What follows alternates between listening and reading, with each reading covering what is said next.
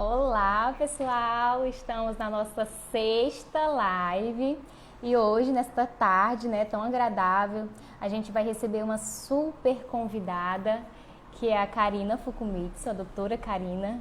E a gente está muito feliz em iniciar esse momento aqui com ela.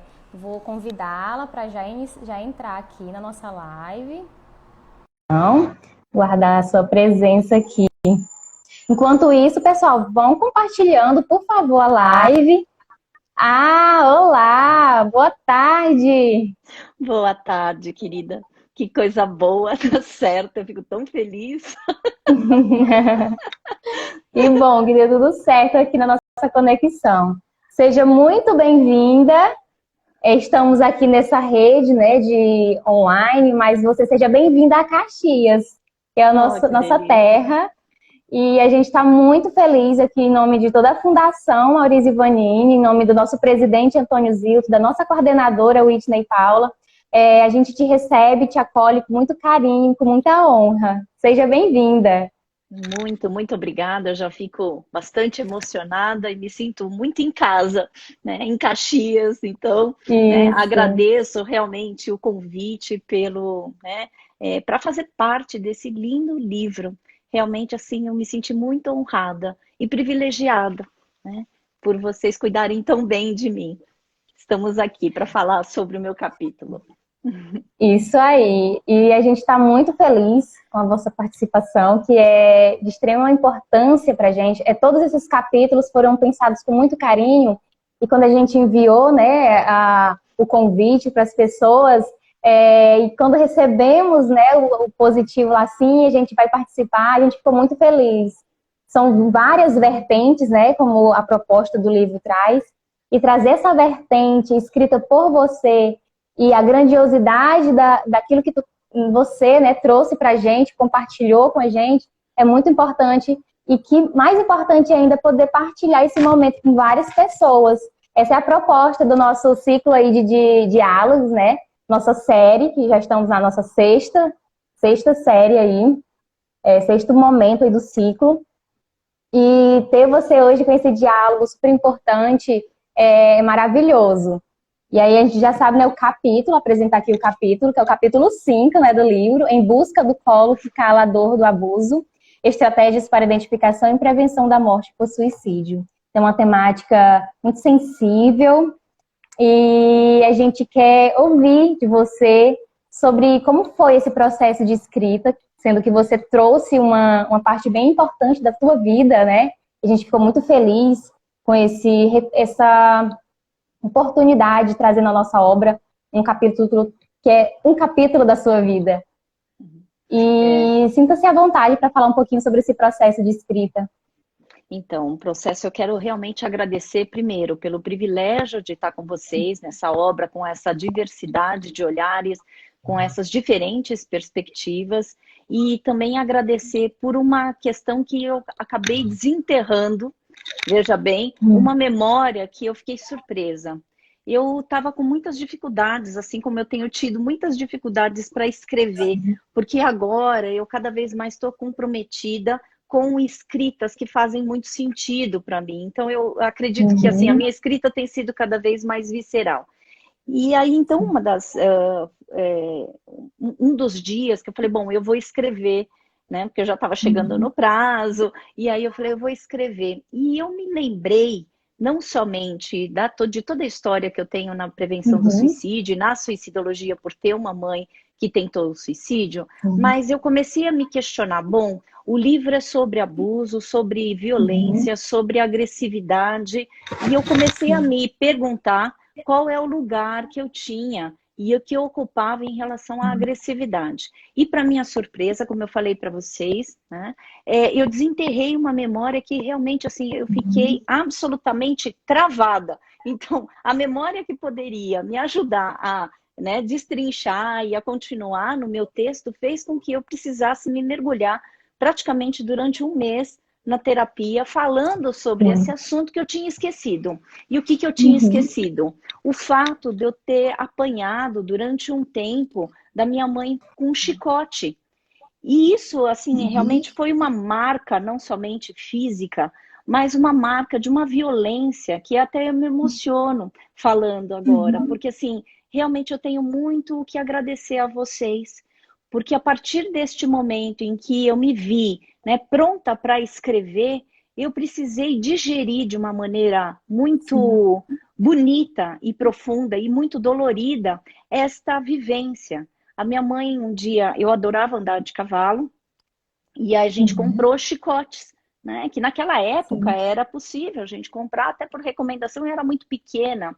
E durante essa fase, que minha mãe, normalmente, quando ela bebia, ela ficava muito alterada, né? E aí, então, me veio esta lembrança de que muitas vezes ela pegava o chicote que era destinado para eu aumentar, né, o andar do cavalo. Você fala, hoje em dia, isso é uma violência tremenda, mas naquela época, né, então 43 anos atrás, isso não acontecia e isso era muito comum, né?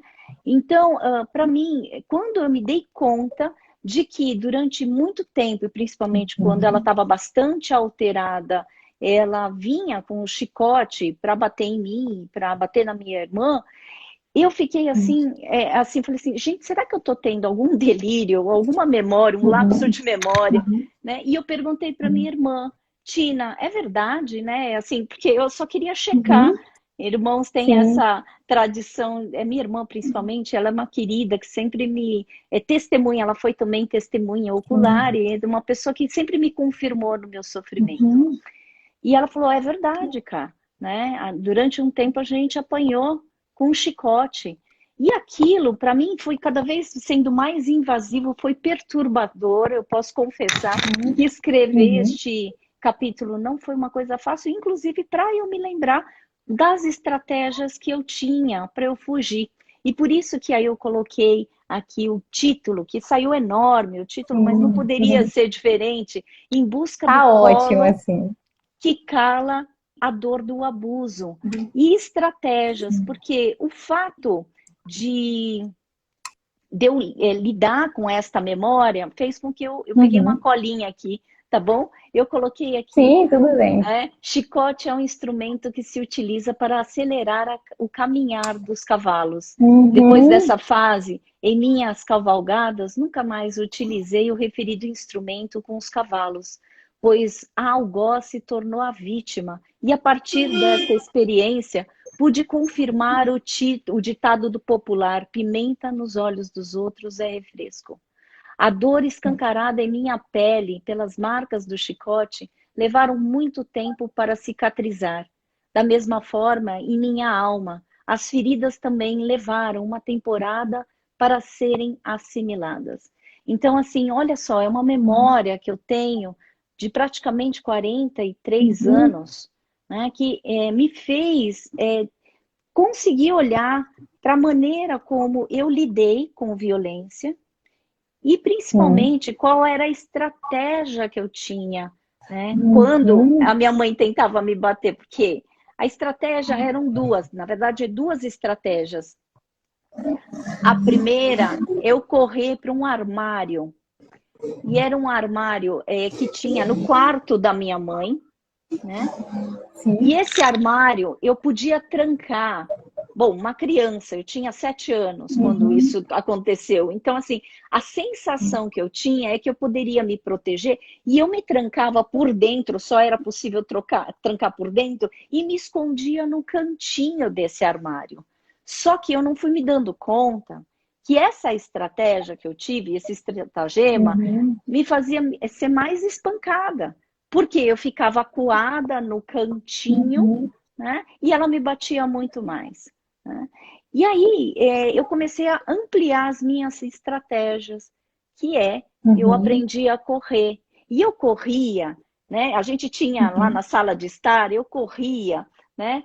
E ela corria atrás, em volta de uma mesa redonda. E em vez de eu correr, eu comecei a agachar. A minha mãe tinha dificuldade de agachar, né? Porque por mais que ela fosse baixinha, né?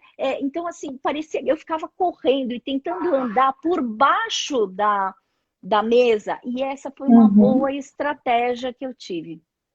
Então, sabe, eu comecei a pensar, primeiro, quando a gente tenta se defender, a gente faz qualquer coisa para que essa dor, Sim, né, não fique travada, aprisionada. sim. E isso tem muito a ver com os processos autodestrutivos que eu trabalho. Muitas vezes a Uhum. ampliação de estratégias para a gente se proteger, ela é necessária. Então, este Isso. capítulo me ajudou a pensar que a agressividade que antes vinha de fora para dentro Uhum. tende também a acontecer de dentro para fora. E o meu foco nos processos autodestrutivos é bem esse, né? O pessoal está Uau, perguntando qual que é o livro que vocês se referem. Acho que é muito bacana colocar o nome do livro, tá? E como que as já está pessoas podem aqui. adquirir, né? Sim, a nossa coordenadora Whitney, ela está aqui no chat, está respondendo o Oh, pessoal já. Ela está dizendo aí, disponibilizou o link.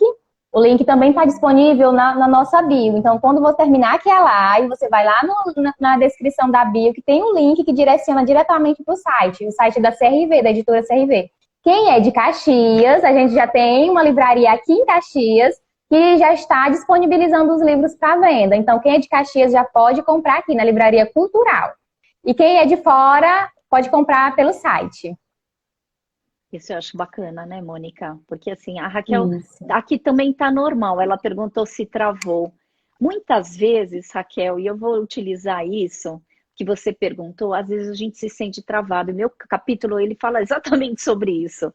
Muitas vezes, quando a gente se sente travado, às vezes a gente pergunta para o outro e a gente tem que ampliar as Uhum. estratégias. Uma das estratégias, se Isso. continuar travado, é você sair e voltar, tá? Não tem nada Isso. de errado com isso, mas a gente tem que se virar, mais ou menos, ter Isso. ajustamentos criativos que nos ajudem realmente a gente driblar, né, esse sofrimento que vira paralisador, paralisa a nossa dor, Isso. inclusive. É. Isso. Verdade. Doutora Karina, teve uma Oi. frase que você publicou hoje no seu Instagram, que eu vou ler aqui, e eu achei que tem muito a ver com esse momento. Foi assim: para sairmos do sofrimento, devemos mergulhar nele, para que a partir do momento que ele consiga se acomodar dentro de nós, possamos acolhê-lo. Eu acho que o seu relato falou muito bem disso, desse a entender esse sofrimento para acolher. Você relatou nessa uma experiência sua que muitas vezes ficou apagada aí na sua memória por algum tempo, mas ele ressurgiu. E aí foi preciso entendê-lo para poder acolhê-lo dentro de si. E isso tem muito a ver com outros tipos de violências, como é que a gente está batendo muito aqui na tecla, né? Que é a violência, esse sofrimento em decorrência da violência sexual. Então, quantas pessoas são vitimadas diante dessas violências e muitas Uhum. vezes acabam apagando da sua memória, acabam negando aquilo, então como uma estratégia para se defender. Mas Sim. como é importante a gente encarar para acolher esse sofrimento. Eu acho que a sua experiência, o seu relato veio reforçar essa importância. E é importante, e eu acho que a gente também tem que ser generoso, porque como eu falei, uma das coisas Isso. que eu mais aprendi na escrita desse capítulo é assim, por que raios, somente agora, praticamente 43 anos, eu consigo ter Sim. essa lembrança? Porque, na verdade, eu Uhum. tinha apagado, né? Ainda mais Sim. assim, com tantas coisas que eu fui passando, e muitas vezes, quando eu tive a inflamação cerebral, eu perdi algumas memórias, né, algumas Uhum. lembranças. Então, para mim, foi muito importante eu me questionar. Por que somente agora eu consegui lembrar? Porque talvez eu Sim. tenha maturidade e prontidão para olhar também, para encarar o sofrimento. Uhum. Porque quando eu falo, a gente precisa encarar o sofrimento e a gente Sim. também precisa ser generoso, né, conosco, porque assim, nem sempre a gente consegue olhar para esta dor que fica em carne viva. Uhum. E aí, então, eu fiquei mais esperançosa ainda, Uhum. né? Porque eu falei assim, gente, tudo tem tempo. Tanto é que uma das frases que eu tenho é: Sim. a vida é a arte que leva tempo. Leva tempo, Uhum. inclusive, para a gente remexer em algumas feridas que, se a gente pudesse, a gente Isso. poderia apagar. Claro, né? Uhum. Quem gosta de ter lembranças de violências? Quem Uhum. gosta de ter lembranças, né, de agressividades dos outros e das nossas próprias? Tá? Verdade. Então, assim, hoje eu tenho prontidão, e tanto é que eu tive, porque quando eu comecei a me trabalhar e encarar esse sofrimento, Uhum.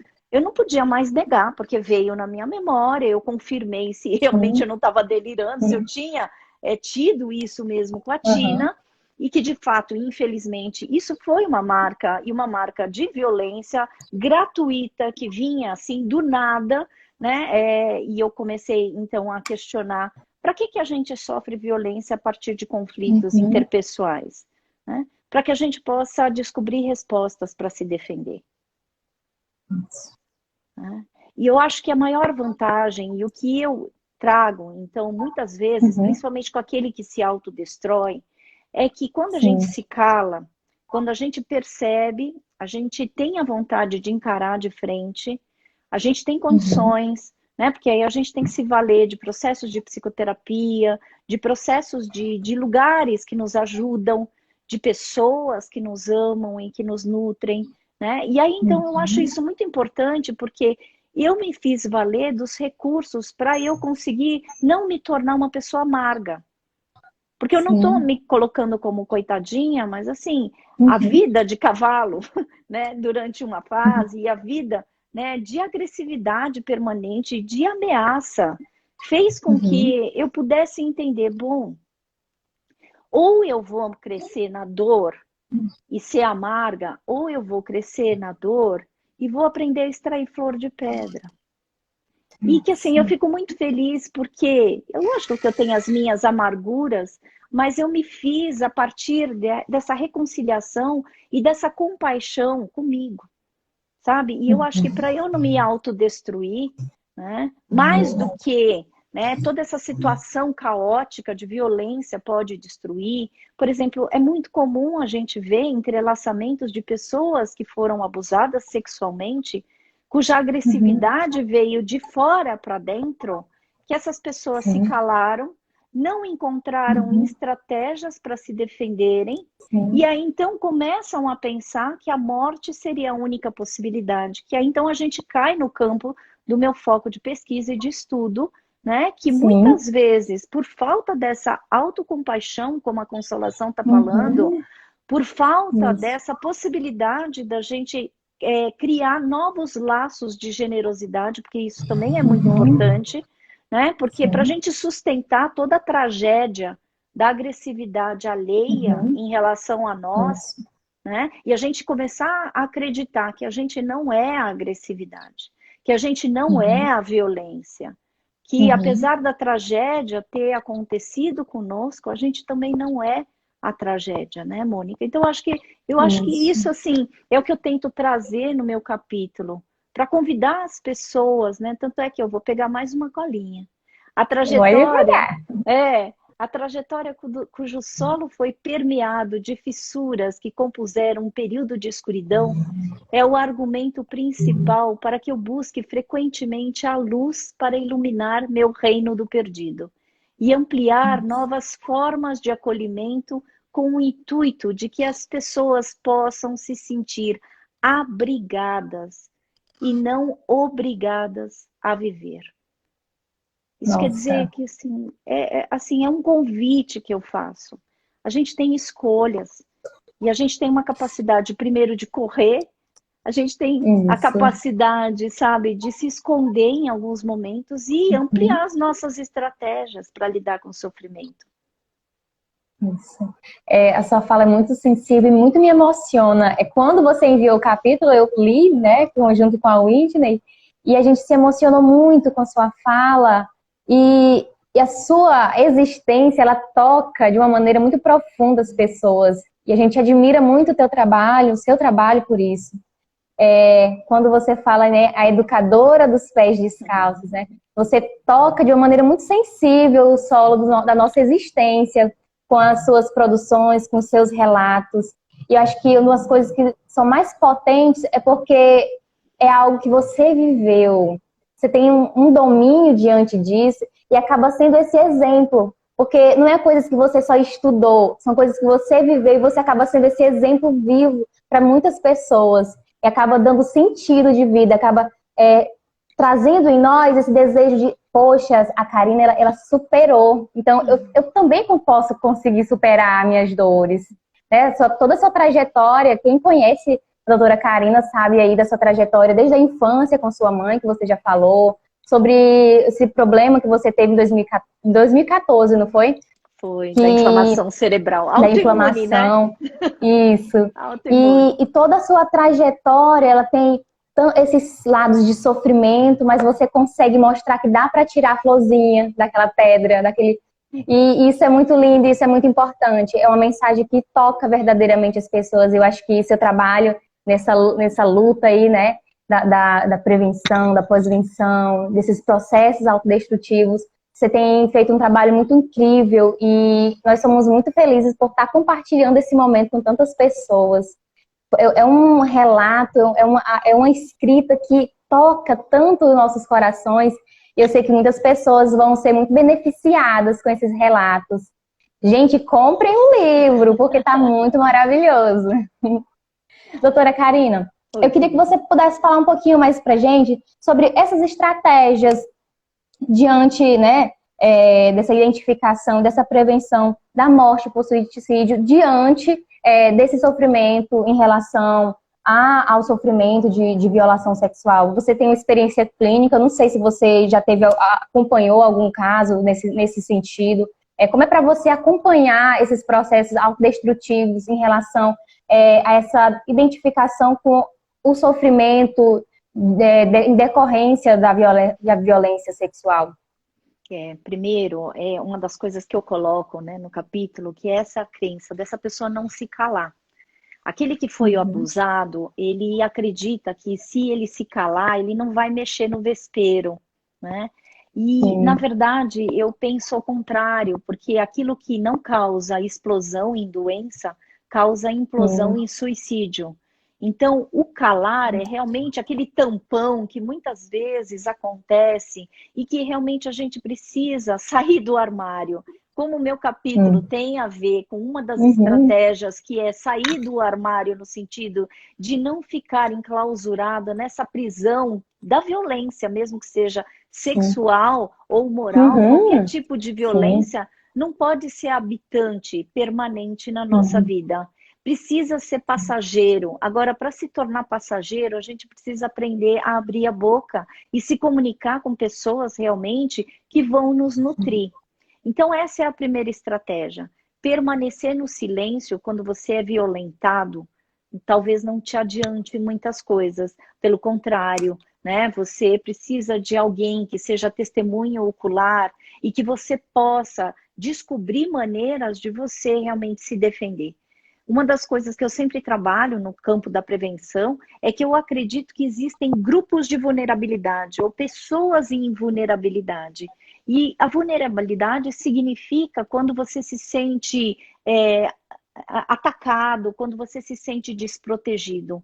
O meu trabalho, principalmente com a prevenção do suicídio e com a pós-venção, é tentar ajudar as pessoas a se fortalecerem naquilo que eles se sentem vulneráveis.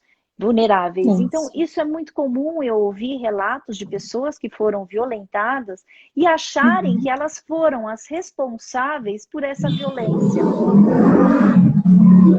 E aí, eu acho que isso que começa o grande vilão de toda a história.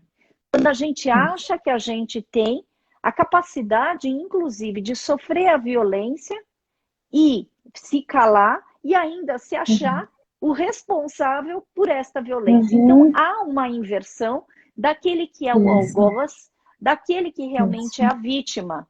Isso acontece nos processos autodestrutivos. Existe uma inversão, né, e uma forma distorcida de quem é o algoz e quem é a vítima. Quando alguém pensa em se matar, né, essa morte por suicídio, principalmente, faz com que a gente tenha essa coincidência entre o algoz e a vítima. Isso quer dizer que a gente aprende, né, a se autodestruir após uma violência que vem de fora. Então, eu tenho também essa crença que muitas vezes o fenômeno do suicídio, a morte por suicídio é um fenômeno, é uma morte individual e coletiva. A gente está falando de desarmonias relacionais e a gente está falando de uma dificuldade para essa pessoa criar blindagens e proteções para essas violências. E olha que, na verdade, não é uma violência, são várias violências que vão constituindo uma complexidade, né? Que aí, então, a pessoa entra fatalmente no processo de morrência, que é o que eu também coloco no capítulo, que o processo de morrência é esse definhar existencial que a gente vai autorizando que essa violência se torne nossa totalidade, e não uma parte. Né? Então, essas são algumas das estratégias que eu apresento, sabe, para a gente tentar se empoderar, que a gente não é a violência. A gente foi violentado, a gente foi abusado, a gente sofreu, de certa forma, uma tragédia. Só que a gente também não é essa tragédia. Né? Isso mesmo. É muito importante essa sua fala. E diante disso que você apresentou, e como o seu próprio capítulo diz, né, em busca do colo calador, como instruir essas pessoas que estão em busca desse colo, né? Como fazer com que essas pessoas, sensibilizar essas pessoas para dizer para elas que existe um colo, que elas possam ser acolhidas, que elas não precisam guardar tudo para ela, que elas podem e elas devem buscar esse colo, e que esse colo existe. Muitas vezes as pessoas desacreditam, né? Nossa, eu não tenho alguém eu não confio em uma pessoa para falar sobre isso, e acaba aí guardando e guardando. Como sensibilizar essas pessoas para que elas busquem esse colo? Então, muitas vezes, o que eu tenho acompanhado são pessoas cujo colo não acontece no grupo familiar, inclusive por ser o abusador, inclusive por ser a pessoa que violentou parte da família. Então, aí a gente já começa com uma dificuldade, inclusive, né, dessa pessoa confiar nos laços familiares, porque aquele que ela deveria, né, a priori, confiar é aquele que traz a maior agressividade, né? Eu fui me dando conta agora, eu não sei se vocês viram, eu gosto muito de usar o que vai acontecendo no momento. Eu estou sentada para conseguir, porque o meu segurador aqui do celular, né, ele fica um pouco alto, eu não consegui abaixá-lo. E vocês viram que eu fui ficando baixinha, e aí, por que aconteceu? Eu fui me afundando.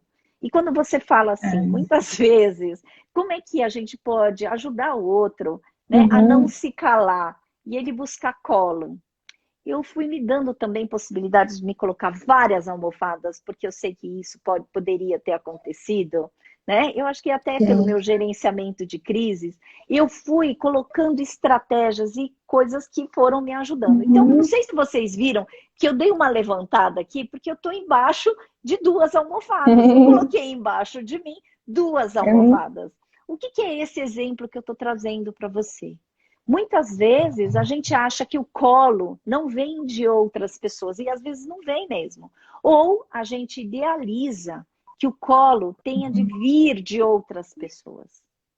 Mas a gente pode se dar colo. A gente pode encontrar estruturas para que nos dê bases para a gente não afundar. O que eu fiz? Eu estou em cima, gente, de 2 almofadas, porque eu deixei disponível. E caso né, eu não tivesse essa disponibilidade, eu poderia falar, gente, dá um tempo que eu vou pegar. Eu não fico mais no incômodo. Moral da história é essa. Você tem o direito, e aquele que foi violentado ou violentada tem o direito de não permanecer no incômodo.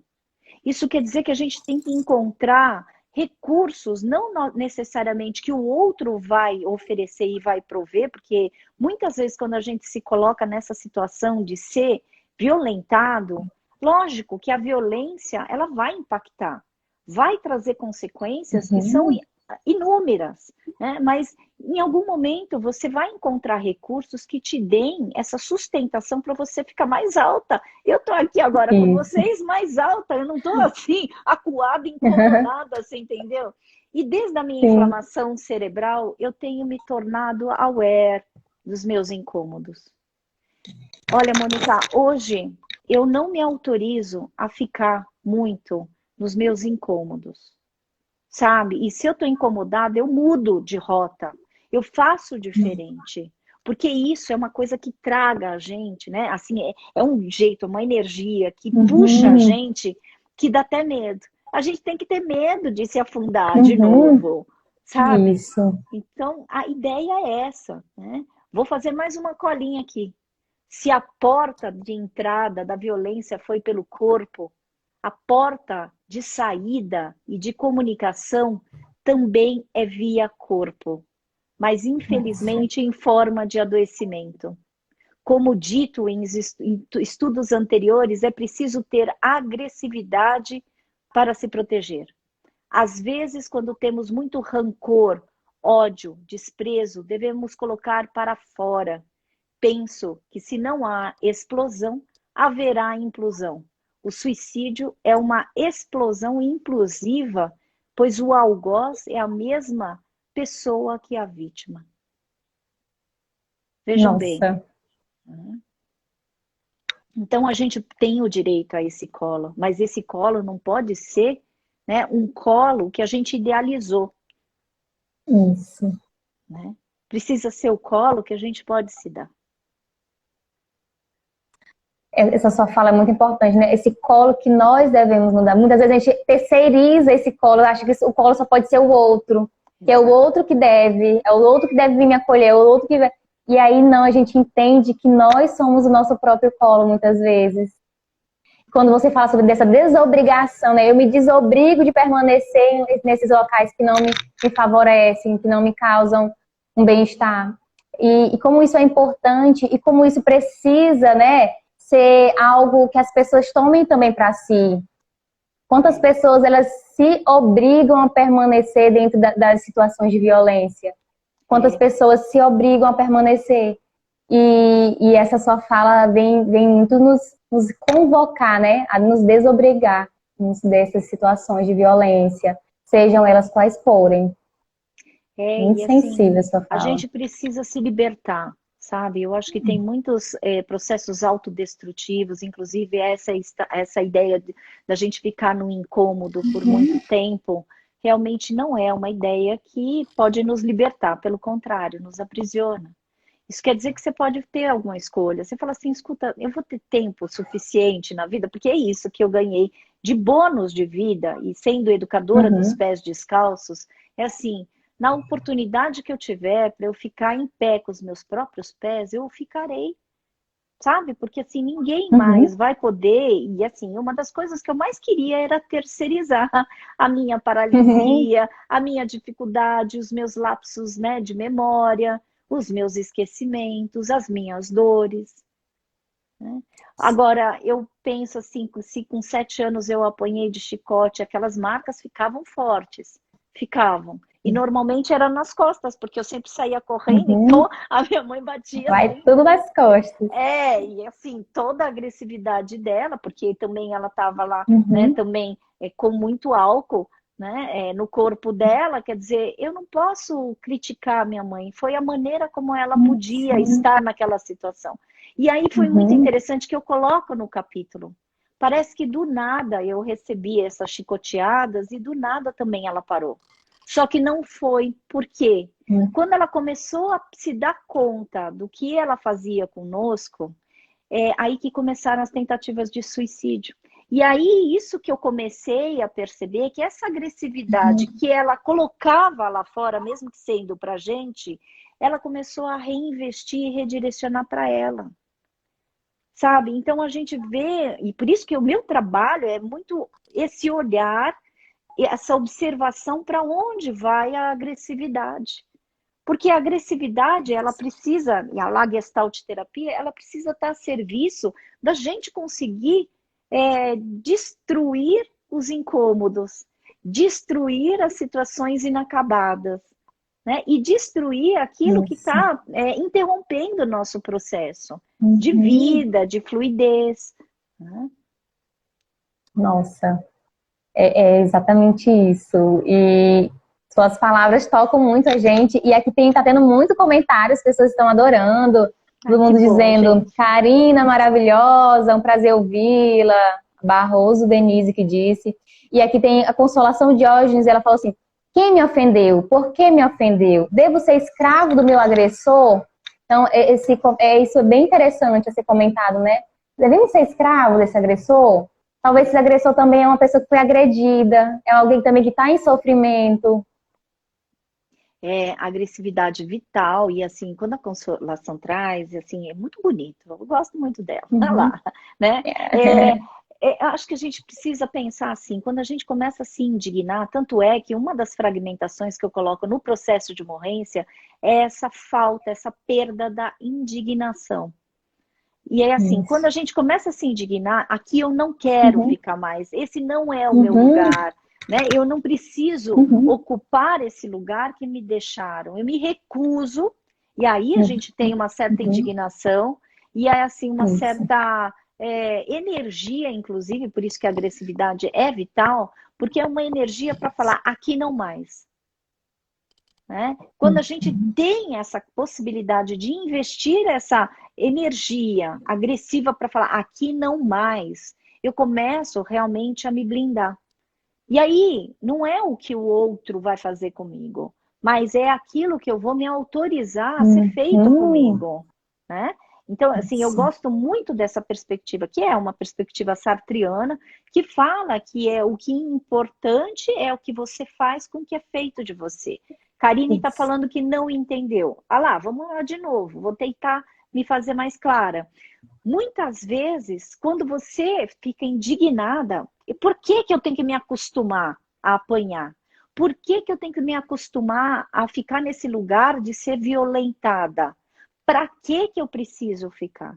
Isso é uma sensação de indignação que você começa a transformar a tua agressividade em blindagem, falando não mais. Eu não quero, eu não te dou autorização de me machucar mais. Sabe? Esse Uhum. tóxico não pode mais entrar em mim.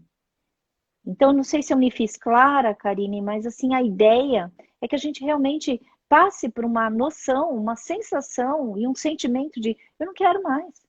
Eu não mereço mais isso, eu não quero mais isso, entendeu? E eu tenho o Uhum. direito de não ficar mais nesse lugar, não é? A gente tem o direito de não ficar nos incômodos, não é? Porque uma das coisas que eu mais falo também, a gente se acostuma com o quentinho do cocô, sabe? E isso é Uhum. é o agravamento existencial, porque quando às vezes a gente se sente, né, muito desabitada dentro da nossa morada, desalojada da nossa morada, e é uma das coisas que eu mais falo, a gente não pode se tornar inquilino da nossa morada. A gente tem que se tornar proprietário da nossa morada. Muitas pessoas aqui dizendo suas palavras são colo, uma fala que toca a alma. Muito obrigada por estar fazendo essa morada em nossos corações aqui com uma fala tão sensível. Tá todo mundo aqui, altos elogios, Que gostoso, gente. resgatando o lado saudável, Isso. perfeito. Muitos comentários, muita interação. Muito obrigada, pessoal, por estar aqui conosco. A Psi Cecília, ela fala aqui, né? Ela é maravilhosa, não vejo a hora de iniciar a pós com a Karina. Ai, que Se bom, você é Cecília. coordenadora, né, de pós, fala um pouquinho para a gente também, né, para as pessoas que tiverem interesse nessas discussões, né, ir adiante, ser pessoas também que possam estar aí levando esse acolhimento existencial para outras pessoas, né, a pós é um ótimo recurso aí, uma estratégia está aderindo, né? Eu tenho duas pós que eu estou coordenando, uma de suicidologia, que essa é a que tem acontecido de forma híbrida. Eu tornei essa Isso. pós-graduação de forma híbrida, você vai precisar vir 3 vezes presencialmente, até por causa da É pandemia, eu isso. ampliei as Uhum. estratégias, mas assim, por que 3 vezes presencialmente? São presenças obrigatórias, até porque eu abri mão de ser 100% presencial.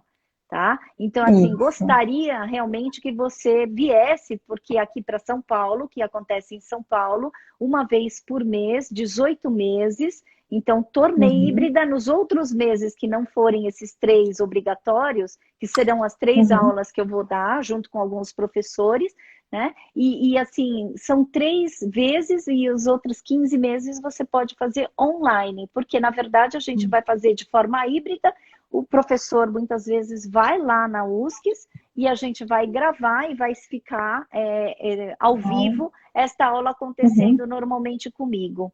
Então, a gente tem uma terceira turma que vai iniciar em setembro. A nossa primeira turma vai se formar agora em julho. Eu sou muito grata para a minha primeira turma, que eu chamo primeira turma de Raisers. Os Raisers, né, são pessoas que são facilitadores, até porque isso faz parte de um projeto que eu chamei de Programa Raise, que é o resultado do meu pós-doutorado. Raise significa elevar. Então, como é que você vai elevar alguém em intenso sofrimento existencial? Nossa.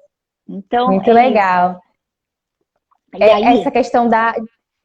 Cadê? Você falando assim, sobre essa questão de tornar essas aulas híbridas aí, deixar online, isso dá uma oportunidade para quem é de outros lugares, né, ter acesso. Também uma coisa, um ponto positivo. A professora Tatiana, que é também uma das organizadoras da obra, está aqui bem para o Maranhão, sinta-se, né, convidada, assim que a pandemia passar, a gente se sentiria muito honrado ter a sua presença aqui, sinta-se convidada. E olha que eu adoro o Maranhão, viu, minha gente? Adoro, né?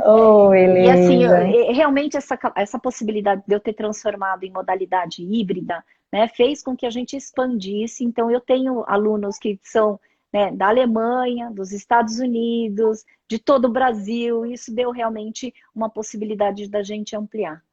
Queria fazer só mais uma colinha, mais 2, se vocês me permitirem, do meu capítulo. Ótimo, sinta-se à vontade. Eu não posso deixar de falar de uma frase que, aliás, de um autor que me inspira muito, que é o Nietzsche, né? E aí eu coloco uma frase dele, né? Que ele fala assim, ó, uma das frases mais bonitas das obras de Nietzsche, né, que é na Gaia Ciência, é amor fati, ame seu destino, dizendo, no mais fundo da minha alma, sinto-me grato a toda a minha doença e desgraça e a tudo imperfeito em mim. Eu acho essa frase de uma generosidade no sentido de como é que eu vou amar aquilo que é desgraça? Como é que eu vou amar a minha violência? Né? Eu vou amar porque ela me faz ser uma outra pessoa diferente e dar respostas. Né? E eu vou ser realmente esta resposta que eu vou oferecer na vida. Então, o colo que a gente está falando aqui, Mônica, é o colo que a gente realmente precisa acreditar que a gente consegue. A gente se subestima muito. Verdade. E aí eu coloco aqui mais uma, posso? Pode sim, vai, mais uma. Eu vou dar mais ou menos um spoiler, mas vocês vão ler o capítulo inteiro, inclusive comprando o livro, olha lá. Isso. O spoiler é porque está quase no finalzinho da nossa live e também do texto. Ó. E a vida, como fica depois do abuso? Fica como podemos viver e sobreviver no aqui e agora, apesar da violência. Portanto, não utilizemos o silêncio para calar nossa dor. Pelo contrário, utilizemos o silêncio para refletirmos e darmos um tempo para nos reafirmarmos. Não somos a violência que nos feriu, mas sim somos a cicatrização que é verdadeiramente patrimônio nosso, conquista de sabedoria organísmica que nos permite fechar aquilo que foi aberto pela agressão do outro. Nossa. Sensível. Eu estou amando as suas colinhas. Que colinhas especiais. Tem que me preparar, né? Então, eu acho que é legal, né? Porque, assim, o que eu queria trazer são os melhores momentos que eu tive escrevendo esse capítulo, sabe? Por isso que eu tenho muita gratidão por vocês, porque vocês me fizeram revisitar dores que eu nunca imaginaria que eu revisitaria, né? E que, assim, o que eu quero trazer, assim, é possível, gente. É possível a gente poder, né, dar respostas diferentes para as violências. Isso. É possível a gente se restaurar. Eu adoro esta palavra. restauração, restaura a nossa ação. Isso. Essa restauração que a gente quer levar também para as pessoas que estão nos escutando. Tem vários comentários aqui, não dá para acompanhar tudo. A Psi Cecília Calheiros falou: o que não me mata torna-se mais forte. Esse é o Nietzsche, né? Torna-me mais forte. Nietzsche, e Nietzsche também tem uma pergunta da Lagarta Adriana, diz assim: se a vítima não percebe estar num contexto de violência, não tem essa agressividade, como ajudar? Perguntando para ela, você concorda com o que acontece com você? Até para ela ter uma ampliação de awareness, que é esse dar-se conta, porque muitas vezes não é que ela não perceba, é que ela não quer ver. E aí eu acho que a gente precisa meio que vasculhar, né, qual é a função de não querer enxergar a violência. Muitas vezes o medo faz com que a gente não queira enxergar. E aí, se for o medo, eu tenho medo de ver isso, porque eu não sei quem eu serei depois de enxergar isso, né? Porque aí é aquilo que eu falei para vocês, a gente se acostuma com o quentinho do cocô, né? Então, assim, muitas vezes, quando a gente não quer olhar e a gente percebe gente negando, a gente tem que entender, assim, que tem uma função essa negação. A gente não precisa ficar falando, oh, você não percebe a violência que você tá, tal. Não, a pessoa não percebe. Mas a gente pode cutucar, escarafunchar, falando, né, qual é a tua fantasia se você perceber ou se você não concordar com isso que está te acontecendo. Aí a pessoa fala, muitas vezes se eu falar, inclusive o abusador falou que se eu falar eu vou morrer. E aí eu posso questionar, mas você já está morrendo, não tá? Então, vamos olhar para isso. Porque se você não fala, né, muitas vezes esse calar vai te trazer um distanciamento de você. E é isso que normalmente em processo de psicoterapia a gente tenta ajudar a pessoa, né? Isso aí. Nossa, foi muito, muito importante ter você aqui. Sua fala foi linda, maravilhosa demais. A gente só tem muito a agradecer, já estamos nos encaminhando para o nosso final. Infelizmente, o tempo é limitado, mas a gente encerra esse momento com muita gratidão, com muita... só gratidão mesmo, acho que é o que a gente pode sentir nesse momento, por você tocar tão sensivelmente a nossa existência e tratar um tema que às vezes é tão espinhoso e às vezes tão doloroso, tornar ele algo tão sensível e que dá pra gente conversar sobre, e dá pra gente ver perspectivas, e dá pra gente fazer nascer essas florzinhas aí no meio das pedras. E aí eu quero, sim, a live vai ficar a salva, então vai todo mundo poder compartilhar, ver novamente. E eu tenho aqui um trechinho de um poema que é do nosso autor caxiense, Anzol Teodósio, e ele fala assim: hoje, e eu vou direcionar esse trechinho do poema para você. Hoje, Karina Fukumitsu, ocupas o teu espaço conquistado com lutas, sangue, suor, lágrimas, e despontas como sujeito da história. É isso que a gente tem que falar para você, diante de todo o seu sofrimento, diante de tantas situações adversas que você enfrentou. Hoje você desponta aí como esse sujeito da história, que faz história onde passa e que deixa as sementinhas plantadas por todos os solos que você pisa. Muito obrigada. Caxias agradece imensamente a sua presença, a Fundação Maurício Vanini, e aqui eu me sinto muito honrada e agradecida à Fundação por essa oportunidade de estar aqui hoje mediando essa live com você. Me senti um pouco amedrontada, não é fácil a gente se colocar diante de uma presença tão maravilhosa, e eu agradeço muito a confiança da Fundação, e em nome de toda a Fundação, do nosso presidente, Antônio Zilton, da nossa coordenadora, Wintinei Paula, que está aí sempre aí nos bastidores, preparando tudo com muito carinho. Professora Tatiana Dourado, que é a nossa grande apoiadora, que é também uma das organizadoras desse projeto, que está sempre aqui com os seus alunos. Professora Tatiana, muito obrigada por estar aqui com os seus alunos sempre. A gente só tem muito a agradecer a sua presença, doutora Karina, muito obrigada mesmo. Sua fala foi muito importante, as pessoas ficaram maravilhadas e a gente fica muito feliz com esse momento. Olha só, como é que é possível ter felicidade diante do sofrimento, desde que a gente não negue. Eu só tenho que agradecer vocês, só pelo privilégio de fazer parte deste livro que é tão importante para a sociedade brasileira.